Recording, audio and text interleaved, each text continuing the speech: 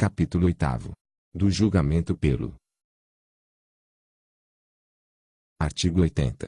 Recebidos os autos, estes serão reautuados com capa e número próprios, e o presidente do Conselho Federal encaminhará o processo para análise da Comissão de Ética. Parágrafo 1º.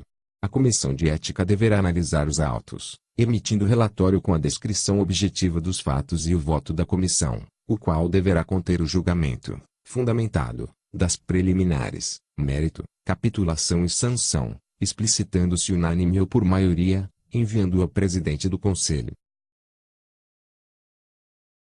Parágrafo 2º. A Comissão de Ética terá o prazo de 60 dias úteis para concluir os trabalhos, podendo solicitar, em caso de excepcionalidade, ao presidente do Conselho, prorrogação por igual prazo. Parágrafo 3º.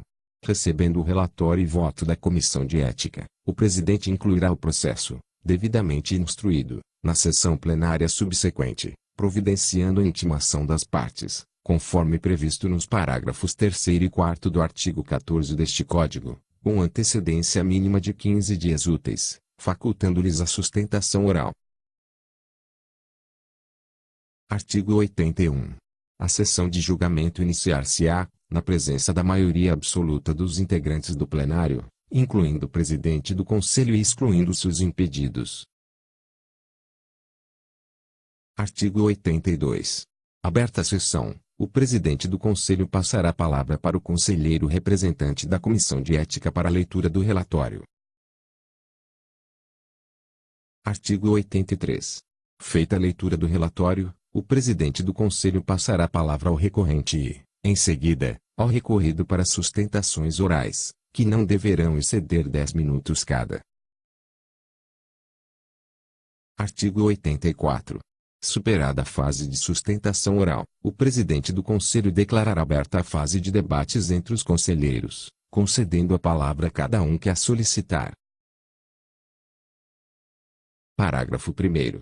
Durante a fase de debates, as partes recorrente/recorrido permanecerão na sessão de julgamento e será facultada a palavra aos conselheiros presentes para obter esclarecimento acerca da matéria em discussão. Parágrafo 2º. A fase de debates encerrar-se-á, apenas quando todos os conselheiros presentes sentirem-se aptos a votar, podendo ser adiada a votação para a sessão plenária seguinte, se houver pedido de vistas dos autos. Artigo 85. Durante a fase de debates, o presidente do Conselho dará, pela ordem, a palavra ao conselheiro que a solicitar para requerer vistas dos autos do processo. Parágrafo 1º. O conselheiro terá o direito de vistas dos autos na própria sessão de julgamento, podendo solicitar a prorrogação do prazo até a próxima plenária. Parágrafo 2º. O pedido de vista será concedido uma única vez, entretanto, sendo feito por mais de um conselheiro, será providenciada a distribuição do prazo, proporcionalmente, entre os interessados. Parágrafo 3º. O pedido de vistas dos autos somente poderá ser feito nesta fase do julgamento, sob pena de preclusão. Parágrafo 4º. Encerrado o prazo de vistas aos autos, o julgamento continuará na sessão plenária seguinte, na fase em que foi encerrado. Artigo 86. Finalizados os debates, o presidente do Conselho declarará que a sessão encontra-se em regime de votação, passando a palavra à Comissão de Ética para proferir a leitura do voto, inclusive quanto à pena a ser aplicada, apresentando os fundamentos que motivaram a decisão. Parágrafo 1º. Nos votos, os conselheiros deverão manifestar-se quanto às preliminares, mérito, capitulação e sanção, podendo ocorrer o acompanhamento do voto da comissão, ou discordância total ou parcial, desde que fundamentada. Parágrafo 2º. Os conselheiros, mesmo que já tenham proferido seu voto, poderão alterá-lo, de forma fundamentada, enquanto não concluído o julgamento. Parágrafo 3º. Exercido o voto ordinário pelo presidente do CFA, este deverá, em caso de empate, proferir o voto de qualidade. Artigo 87. O presidente proclamará o resultado, recebendo, em forma de acórdão, a decisão do plenário. Parágrafo 1º. Caberá à Comissão de Ética a redação do acórdão em até 15 dias úteis, devendo as partes serem intimadas da data de sua publicação, na própria sessão de julgamento por meio de assinatura posta na ata.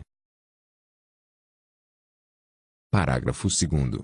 O acórdão deverá ser fundamentado, consignando, em caso de decisão condenatória, a penalidade, dele constando os votos vencidos com a íntegra de suas justificativas. Artigo 88. As partes poderão ser intimadas do teor do acórdão na própria sessão de julgamento ou em momento posterior. Parágrafo 1º. Caso as partes sejam intimadas na própria sessão de julgamento, deverá fazer-se constar nos autos a referida intimação. Parágrafo 2º. Caso o acórdão não seja lavrado na própria sessão, as partes serão intimadas pessoalmente, por correspondência com aviso de recebimento, ou por outro meio idôneo e eficaz de que resulte, em qualquer caso, prova inequívoca do recebimento, sendo seus comprovantes juntados aos autos. Parágrafo 3º. A parte ausente no julgamento será intimada do inteiro teor da decisão, conforme previsto nos parágrafos 3º e 4º do artigo 14.